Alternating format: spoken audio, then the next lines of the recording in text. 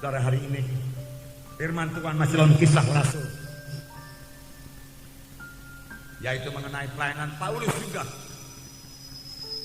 Bagaimana Paulus terus menguatkan, terus menasihatkan, terus menggembalakan sidang-sidang yang telah dibangunnya. Biar hidup Paulus menjadi teladan kepada kita. Walaupun kita tidak mungkinlah seperti Paulus, tapi banyak sekali teladan-teladan yang baik dalam hidup Paulus yang bisa kita ambil. Sebab kita melihat Paulus telah menyelesaikan pelayanannya dengan berkemenangan, dengan berhasil. Paulus sendiri berkata ia telah mencapai garis akhir. Ia telah memenangkan pertandingan. Ia dan mahkota kebenaran telah tersedia kepadaku.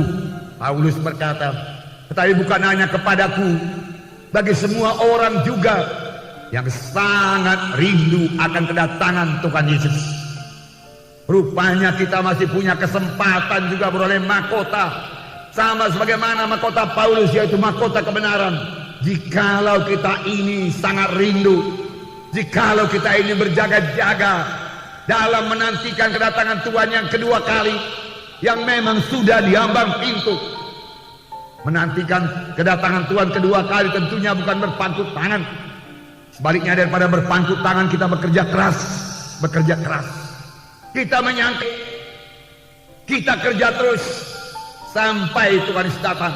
Kita melayani terus sampai Yesus datang. Kita tiru hidup Paulus. Kalau kita membaca hidup Paulus ini, kita melihat bahwasanya hidup Paulus sesudah dia dipanggil Tuhan merupakan satu pertandingan.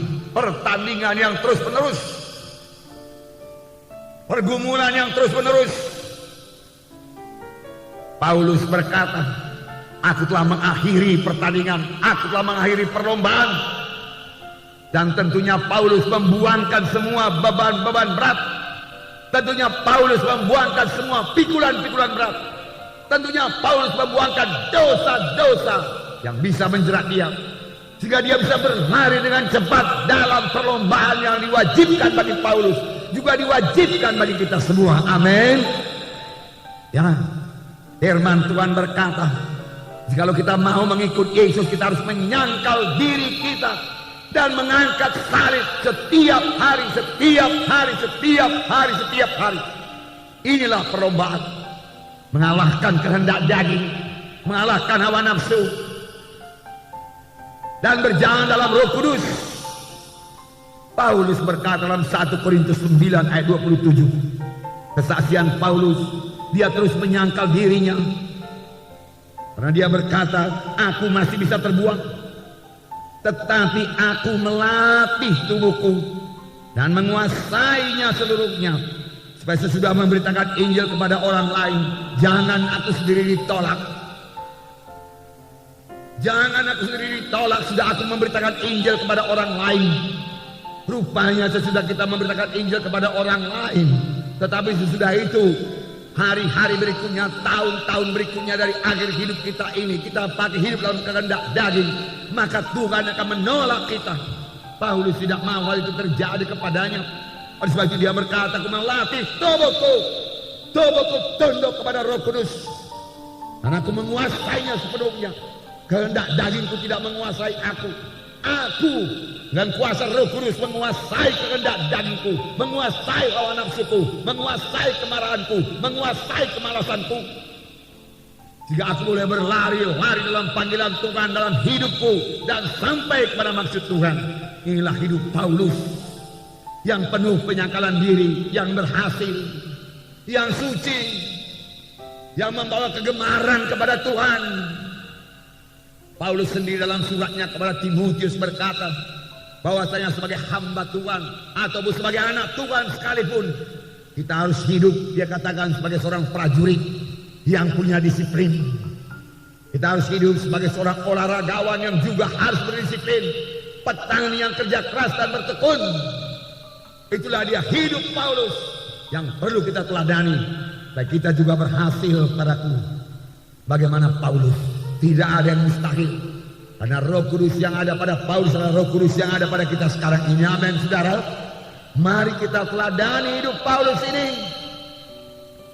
Mari kita teladani hidup Paulus. Amin. Haleluya. Mari kita membaca dalam Kisah Para Rasul 20 ayat 17 sampai 31. Banyak ayatnya. Mari kita baca bersama-sama. Kisah 20 ayat 17 sampai 31.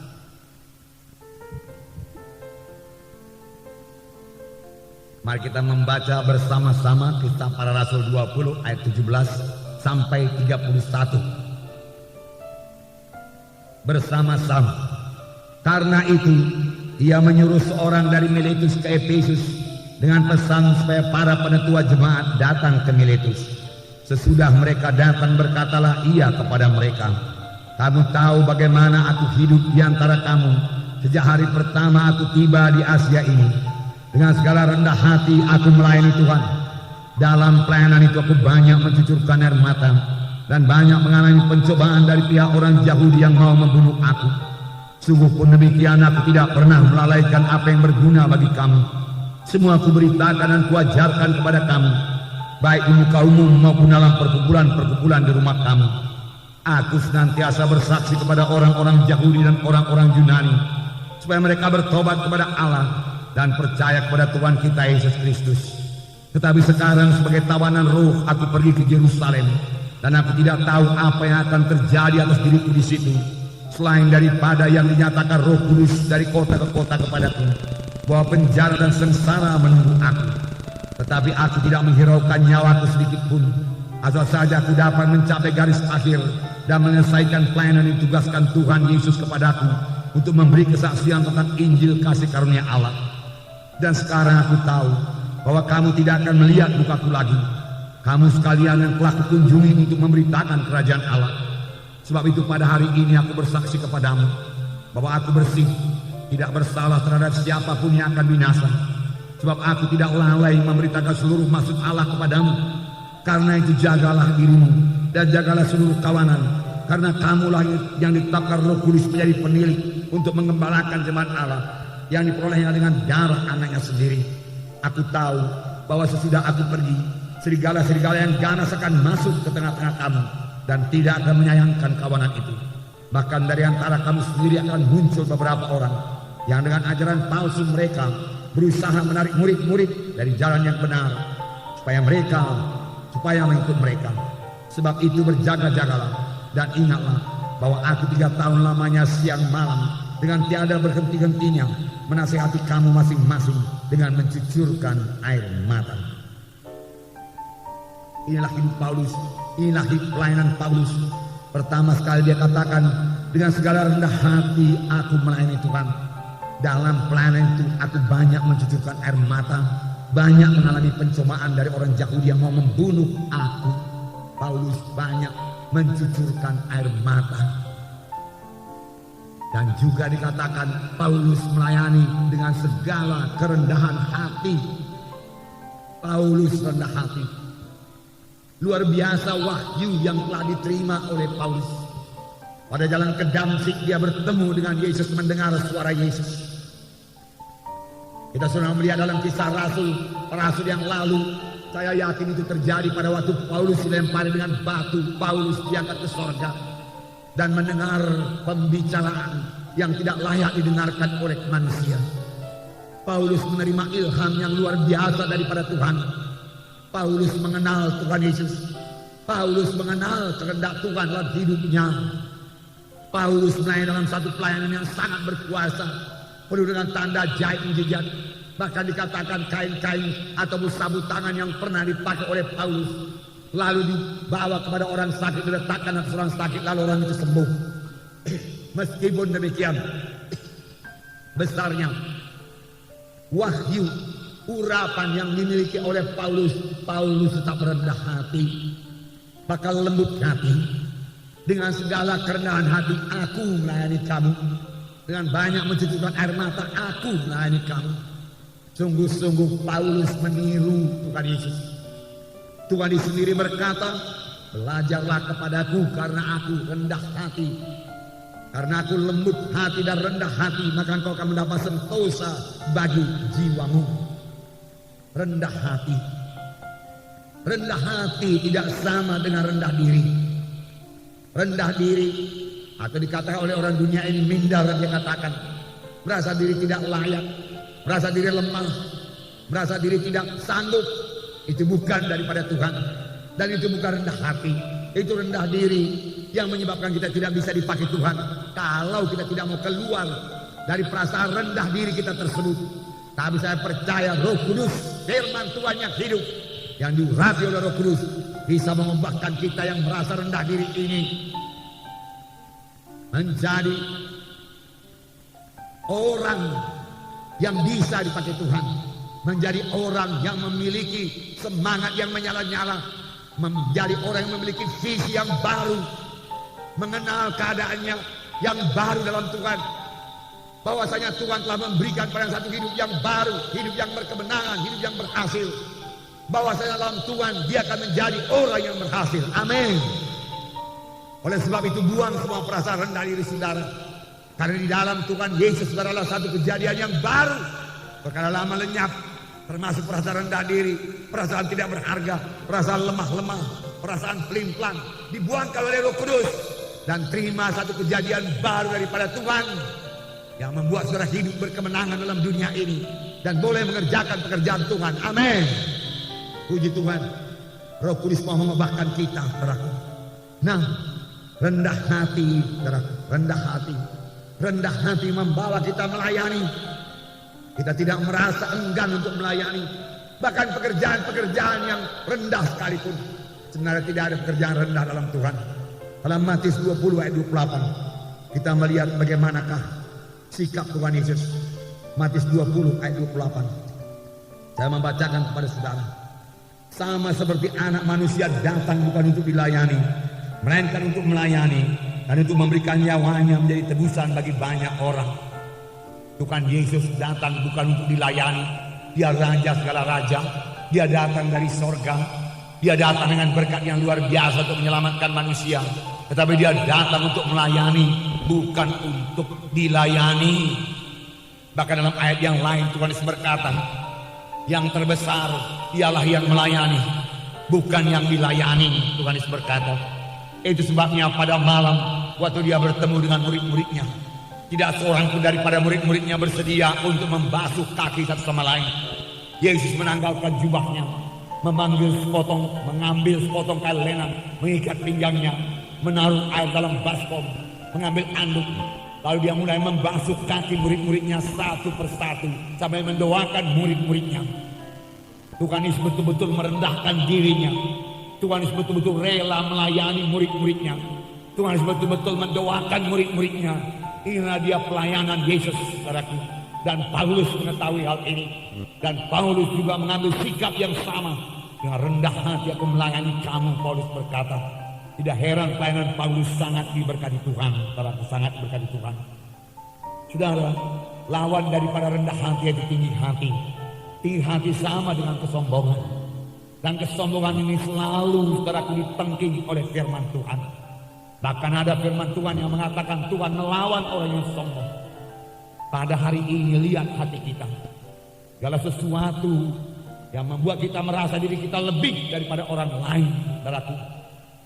Saudara, hati-hati, saudaraku, jangan sampai itu membuat kita menjadi sombong. Aku ini lebih pandai dari orang lain. Aku lebih pintar dari orang lain. Aku lebih gagah dari orang lain. Aku lebih cepat daripada orang lain. Aku lebih diurapi daripada orang lain. Aku punya karunia lebih daripada orang lain. Firman Tuhan berkata, apakah yang ada padamu yang tidak kamu terima daripada Tuhan? Semua yang ada pada kita tidak terima daripada Tuhan. Oleh sebab itu janganlah pakai itu menyombongkan diri. Pakailah itu untuk merendahkan diri, dan pakailah itu untuk berguna bagi kerajaan sorga. Karena Tuhan akan menuntut talenta-talenta yang diberikan Tuhan kepada kita. Apakah talenta-talenta itu berbuah apa enggak? Amin, saudara. Nah, puji Tuhan, beberapa ayat firman Tuhan saya ingat ada berkata, kalau saya tidak salah, salah satu dikatakan kasih itu memang murah hati, lemah lembut, saudaraku, tetapi dikatakan juga tidak sombong. Nanti saudara selidiki dalam 1 Korintus 13 kalau saya tidak salah. Iya, kasih itu tidak memegahkan diri atau tidak sombong. Demikian kira-kira dikatakan, saudaraku. Nah, Dalam buku Mazmur 101 ayat 5b, saudaraku, dikatakan bahwasanya Tuhan tidak suka melihat orang yang sombong. Mazmur 101 ayat 5b, saya membacakan kepada saudara. Orang sombong dan tinggi hati aku tidak suka. Betapa simpelnya ayat ini, saudara. 101, Mazmur 101 ayat 5 bagian B. Orang yang sombong dan tinggi hati aku tidak suka, Tuhan Yesus berkata. Mari kita buangkan semua kesombongan. Amin, saudara. Ya. Dan mari kita memiliki kerendahan hati yang daripada Tuhan, yang daripada Tuhan. Murid-murid Tuhan itu semuanya saudaraku rendah hati, saudaraku. Tanda rendah hati juga adalah hidup yang sederhana, hidup yang tidak menyombongkan diri. Semua murid-murid Tuhan hidup sederhana. Yohanes Pembaptis yang membuka jalan kepada Tuhan hidup sangat sederhana. Bahkan Yohanes Pembaptis tidak tahu pakaian-pakaian dunia ini. Dia tidak tahu pakaian yang mewah. Pakaiannya adalah bulu kambing domba. Nah, makanannya ialah belalang dan madu hutan. Makanan yang sederhana saja. Inilah dia, saudaraku, Yohanes Pembaptis yang terbesar dalam kerajaan sorga. Yohanes Pembaptis, Paulus hidup sederhana. Bahkan kita mengetahui rupanya Paulus tidak memiliki dua buah mantel, tidak punya. Hingga pada waktu mantelnya, baju panasnya ketinggalan, dia berkata kepada muridnya, jangan kau lupa membawa mantelku yang tertinggal, dia katakan. Dia tidak punya dua baju panas, hanya satu. Dia hidup sederhana, tetapi dia mengerjakan pekerjaan Tuhan yang luar biasa dengan rendah hati. Puji Tuhan, ini pelajaran bagi kita. Mari kita hidup sederhana. Amin, saudara. Dan kalau Tuhan memberkati kita lebih, biarlah kita pakai itu kerajaan sorga dan menolong orang lain yang berkekurangan. Amin, saudara. Sebab ini sudah akhir zaman. Tuhan Yesus akan datang waktu-waktu tinggal sedikit. Biarlah kita semua hidup dalam kehendak Tuhan. Yang kedua, saudaraku, Paulus melayani dengan banyak mencucurkan air mata. Itu tertulis dalam ayat 19. Kisah 20 ayat 19 berkata bahwasanya Paulus melayani dengan mencucurkan air mata. Dengan segala rendah hati aku melayani Tuhan. Dalam pelayanan itu aku banyak mencucurkan air mata dan banyak mengalami pencobaan dari pihak orang Yahudi yang mau membunuh aku. Banyak mencucurkan air mata. Dia mencucurkan air mata, saudaraku, bukan karena orang Yahudi mau membunuh dia. Dia tidak mempedulikan nyawanya sedikit pun. Dia mencucurkan air mata bukan karena takut dibunuh oleh orang Yahudi. Dia tidak, saudaraku. Dia mencucurkan air mata karena mengasihi jiwa-jiwa. Inilah hati yang, inilah rendah hati, saudaraku. Inilah hati yang mengasihi. Yang boleh kita miliki setelah kita sadari hati kita ini kurang mengasihi. Firman Tuhan berkata hati Yesus selalu tergerak oleh belas kasihan. Inilah hati yang baru daripada Tuhan, yang Tuhan menghendaki supaya kita memilikinya. Dalam buku Yehezkiel dikatakan, hati batu, hati yang keras kulalukan daripadamu. Hati yang lembut kuberikan padamu. Hati daging kuberikan padamu. Dan aku membuat engkau mematuhi hukum-hukumku. Dengan hati yang lembut kita bisa mematuhi hukum-hukum Tuhan. Dengan hati yang lembut daripada Tuhan kita bisa mengasihi orang lain. Kita tidak membalas dendam. Kita mengasihi. Dengan hati yang lembut kita bisa berdoa buat orang lain. Hingga kita mencucurkan air mata, saudaraku, sama sebagaimana Paulus dalam pelayanan itu banyak mencucurkan air mata. Dia tidak berkata dalam pelayanan sekali-sekali aku mencucurkan air mata, tidak. Banyak mencucurkan air mata. Dan air mata ini berharga di hadapan Tuhan. Air mata yang dicucurkan karena mengasihi jiwa-jiwa. Mengasihi jiwa-jiwa yang terhilang. Merasa terbeban kepada jiwa-jiwa yang keberatan. Jika oleh penyakit yang ditipu oleh dunia ini. Paulus terbeban. Begitu banyak jiwa-jiwa telah selamat di Efesus. Saudara tahu di Efesus pada mulanya kota penyembahan berhala. Kota di mana mereka menyembah Dewi Artemis. Dan tiap-tiap rumah memiliki satu berhala. Yaitu rumah-rumah penyembahan untuk Dewa Artemis. Tapi waktu mereka selamat, mereka membakarnya semua. Harganya kira-kira kalau sekarang saya tidak tahu, boleh jadi puluhan juta, ratusan juta, boleh jadi miliar. Mereka tidak sayangkan itu. Banyak jiwa-jiwa selamat di Efesus. Tetapi boleh juga banyak yang sudah gugur daripada jalan-jalan Tuhan. Dan Paulus menangis. Dalam ayat 31 dikatakan berapa lama Paulus ini menangis. Ayat 31 kisah 20, sebab itu berjaga-jagalah dan ingatlah bahwa aku 3 tahun lamanya siang dan malam dengan tiada berhenti-hentinya menasihati kamu masing-masing dengan mencucurkan air mata. Siang malam, tiap-tiap hari, kita mengetahui sebelum ini bahwasanya di Efesus, saudaraku, Paulus mengajar murid-murid dalam sekolah Tiranus. Tiap-tiap hari selama 2 tahun sehingga seluruh Asia mendengarkan firman Tuhan. Dan hasil daripada pengajaran Paulus ini adalah berdiri sidang Efesus dengan segala pendetanya, tua-tua sidangnya sekalian. Hasil daripada pemuritan yang dilaksanakan oleh Paulus. Dan kali ini Paulus mengajari mereka lebih dalam lagi, memberikan contoh hidup Paulus sendiri supaya mereka tiru. Yaitu Paulus banyak mencucurkan air mata. 3 tahun lamanya aku menangis bagi kamu, aku mencucurkan air mata. Begitulah indahnya, begitulah Paulus mengasihi jiwa-jiwa itu.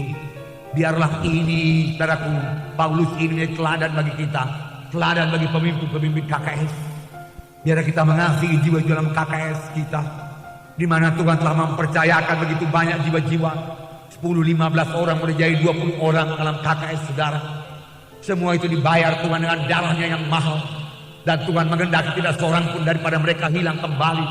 Tetapi Tuhan menghendaki semuanya mereka sampai menjadi murid Tuhan, bertumbuh dalam Tuhan. Amin, saudara. Sebab Tuhan memanggil kita ini semua juga bukanlah supaya sekedar bertobat, meninggalkan dosa, bebas daripada kegelapan, bebas daripada penyembahan berhala, bebas daripada ajimat berhala. Bukan hanya sampai di situ saja, saudaraku. Tuhan menghendaki kita ini semua, saudaraku, menjadi murid Tuhan, bertumbuh, bertambah-tambah dewasa. Tiap-tiap anak Tuhan, tiap-tiap minggu harus bertumbuh, tiap-tiap minggu harus bertambah-tambah dewasa.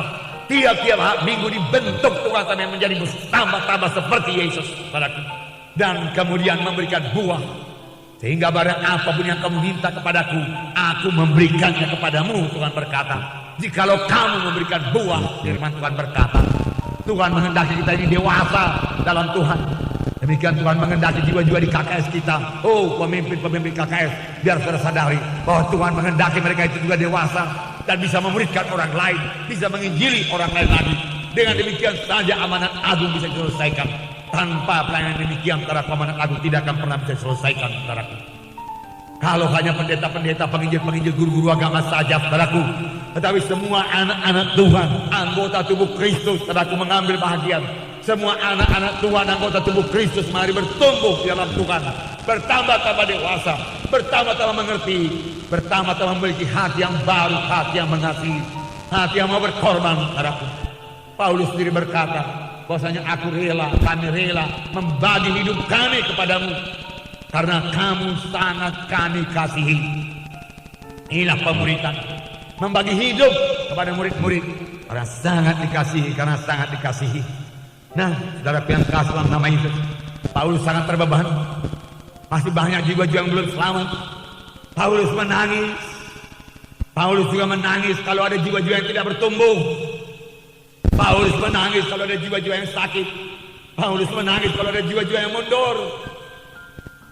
Sambil menasehati pun dia menangis. Dia menangis. Dia tahu dia akan dipanggil Tuhan ke sorga dan menerima mahkota kebenaran. Tetapi dia mau meninggalkan satu pelayanan yang teguh,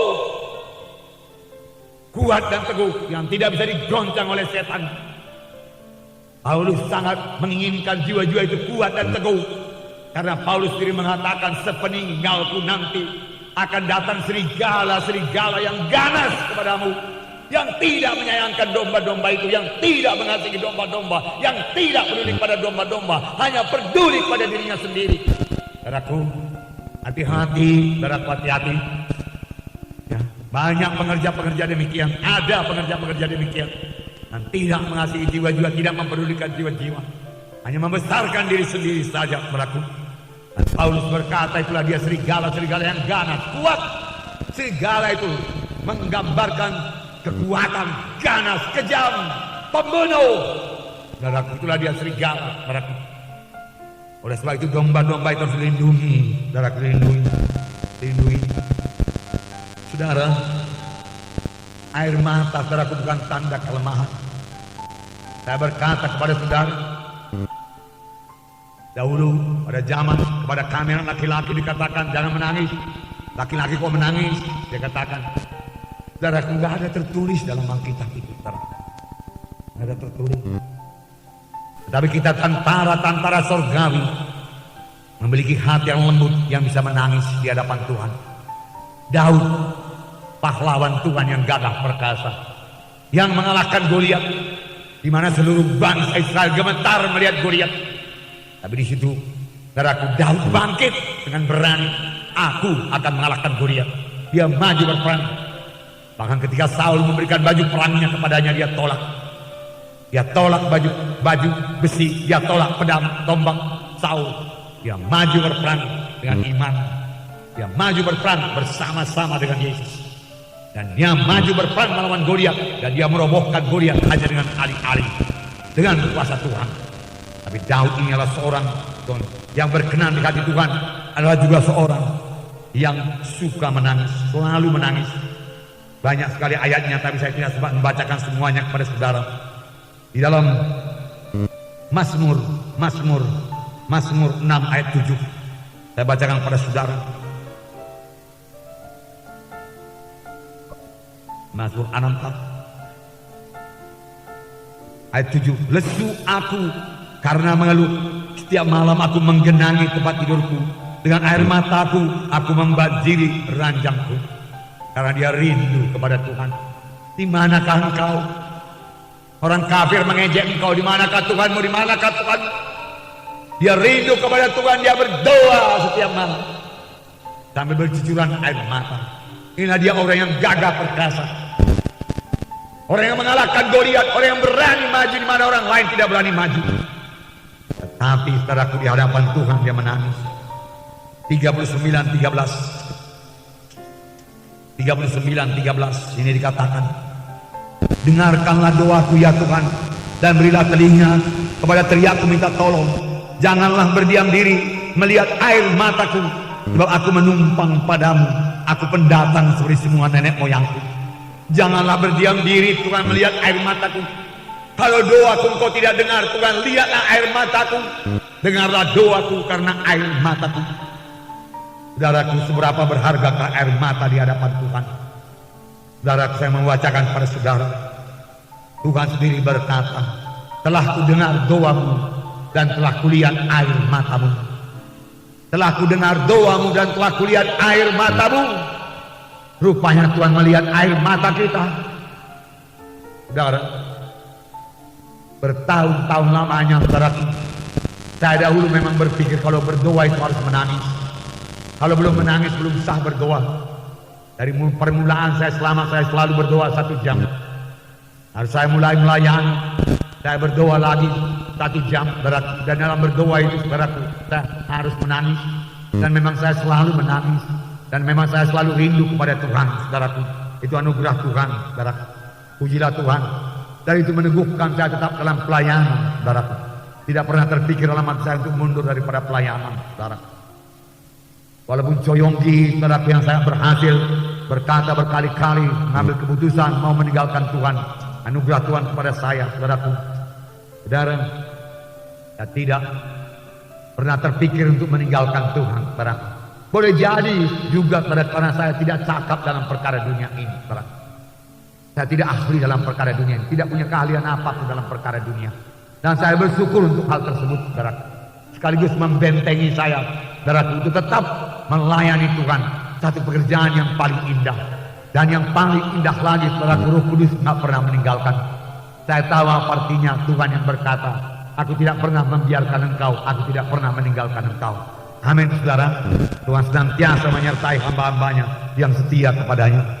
2 Raja-Raja 20 ayat 1 mulai saya membacakan kepada saudara. 2 Raja-Raja 20 ayat 1 mulai. Ini mengenai Hizkia yang sakit dan harus mati. Tuhan berkata dia harus mati, tetapi Tuhan mengubah maksudnya. Tahukah saudara bahwasanya maksud Tuhan bisa berubah? Tahukah saudara bahwasanya maksud Tuhan bisa berubah, saudaraku? Bisa. Cuma kalau kebesaran Tuhan tidak berubah, kesucian Tuhan tidak berubah, saudaraku, kebenaran Tuhan tidak berubah, itu kekal selama-lamanya, saudaraku. Keagungan Tuhan tidak berubah, kuasa Tuhan tidak berubah, saudaraku. Tapi kalau maksud Tuhan bisa diubah, Sekali Tuhan berkata kepada Musa, Musa, minggir kau Musa. Aku mau memusnahkan semua bangsa Israel yang menyembah berhala ini. Dan aku akan membangkitkan satu bangsa baru daripada keturunanmu. Musa berkata, kalau engkau mau musnahkan, jangan musnahkan mereka, musnahkan aku. Hapuskan namaku dari buku kehidupanmu. Dan ingat kiranya perjanjianmu kepada Abraham, Isa dan Yakub. Bahwasanya bangsa ini adalah bangsamu Tuhan. Dan kalau engkau musnahkan mereka, apa kata bangsa-bangsa kafir nanti? Mendengar pembelaan Musa, firman Tuhan berkata Tuhan menyesal dan mengubah maksudnya. Amin saudara. Saya membacakan 2 Raja-Raja 20. Pada hari-hari itu Hizkia jatuh sakit dan hampir mati. Lalu datanglah Nabi Yesaya bin Amos dan berkata kepadanya, beginilah firman Tuhan. Wah, luar biasa. Nabi Yesaya bin Amos berkata, ini firman Tuhan. Dan saya percaya Yesaya tidak bohong. Yesaya menerima suara Tuhan dan memberitahu kepada Raja Hizkia. Apakah katanya? Beginilah firman Tuhan. Sampaikanlah pesan terakhir kepada keluargamu, sebab engkau akan mati, tidak akan sembuh lagi. Bukan dokter yang memvonis. Kalau dokter yang memvonis, saudaraku, saya masih punya iman. Tapi kalau Tuhan yang memvonis, bagaimana? Kalau dokter yang memvonis penyakitmu tidak ada harapan lagi secara kedokteran, kami dokter tidak bisa berbuat apa-apa lagi. Operasi tidak akan menolong engkau, dia katakan. Hidupmu tinggal 3 bulan lagi. Dan dalam hal itu, saudaraku, kita masih bisa punya iman kepada Tuhan. Tetapi kalau Tuhan berkata, ayo, berikan warisan-warisanmu, aturkan warisanmu semua, sampaikan pesan terakhir kepada keluargamu, karena engkau akan mati, tidak akan sembuh lagi. Firman Tuhan berkata demikian. Tapi apakah jawaban daripada Hizkia? Ayat 2. Lalu Hizkia memalingkan mukanya ke arah dinding dan dia berdoa kepada Tuhan. Ah Tuhan, ingatlah kiranya bahwa aku telah hidup di hadapan-Mu dengan setia dan dengan tulus hati, dan bahwa aku telah melakukan apa yang baik di mata-Mu. Kemudian menangislah Hizkia dengan sangat. Kemudian menangislah Hizkia dengan sangat, bukan menangis biasa. Menangislah Hizkia dengan sangat. Ah, Tuhan, dia katakan, ingatlah kiranya bahwa aku telah hidup di hadapan-Mu dengan tulus hati. Aku membela kebenaran-Mu, aku membakar perkara-perkara dari bangsa Israel. Aku membuka rumah sembahyang kepada mereka. Aku melakukan apa yang baik. Ingatlah Tuhan. Bahkan dia tidak minta kesembuhan. Dia berkata, ingatlah Tuhan. Ingat saja Tuhan, sudah cukup bagiku. Kalau memang aku harus mati, ya aku berangkat Tuhan. Tapi ingatlah perbuatanku Tuhan. Kemudian menangislah Hizkia dengan sangat. Tetapi Yesaya belum lagi keluar dari pelataran tengah, tiba-tiba datanglah firman Tuhan kepadanya. Yesaya harus mengatakan demikian. Beri pesan terakhir kepada keluargamu, engkau tidak akan sembuh lagi, Tuhan mati. Langsung keluar Yesaya ini. Boleh jadi begitu perintah Tuhan kepadanya. Ya, dia tidak berdoa apa-apa, dia tidak menguatkan Hizkia, tidak. Dia langsung pergi. Tetapi dikatakan Yesaya belum lagi keluar dari pelataran tengah, masih berjalan menuju pelataran tengah. Datanglah firman Tuhan kepadanya. Datang lagi firman Tuhan. Baliklah dan katakanlah kepada Hizkia raja umatku, beginilah firman Tuhan Allah Daud bapa leluhurmu, telah kudengar doamu dan telah kulihat air matamu, sesungguhnya aku akan menyembuhkan engkau. Dan pada hari yang ketiga engkau akan pergi ke rumah Tuhan. Aku akan memperpanjang hidupmu 15 tahun lagi. Dan aku akan melepaskan engkau dan kota ini dari tangan Raja Asyur. Aku akan memagari kota ini karena aku dan oleh karena Daud hambaku. Luar biasa ya. Tuhan berkata, baliklah katakanlah kepada Hizkia raja umatku, telah ku dengar doamu. Telah ku dengar doamu, berhentikah di situ tidak? Dan telah kulihat air matamu, ku dengar doamu, kulihat air matamu. Tuhan melihat air mata Hizkia. Tuhan mendengar doa Hizkia. Tuhan melihat Hizkia memalingkan wajahnya ke dinding untuk memandang Tuhan, untuk bersekutu dengan Tuhan. Tuhan dia katakan, aku selalu berbuat baik, Tuhan izinkan aku hidup lagi. Boleh jadi dalam hatinya berkata demikian, aku hanya berbuat baik saja. Lalu dia menangis dengan sangat kepada Tuhan. Dan Tuhan berkata, Yesaya kembali, baliklah engkau ke dalam. Katakanlah kepada Hizkia, raja umatku, telah ku dengar doamu dan telah ku lihat air matamu, dan aku akan menyembuhkan engkau. 3 hari kemudian engkau akan datang ke rumahku untuk berdoa kepadaku, Tuhan berkata. Dan aku akan memperpanjang umurmu 15 tahun lagi. Dan aku akan melepaskan kau dari tangan Raja Asyur, oleh karena aku dan oleh karena Daud hambaku. Luar biasa. Air mata. Air mata. Bagaimana air mata kita? Saudaraku, puji Tuhan, air mata yang mengasihi jiwa-jiwa.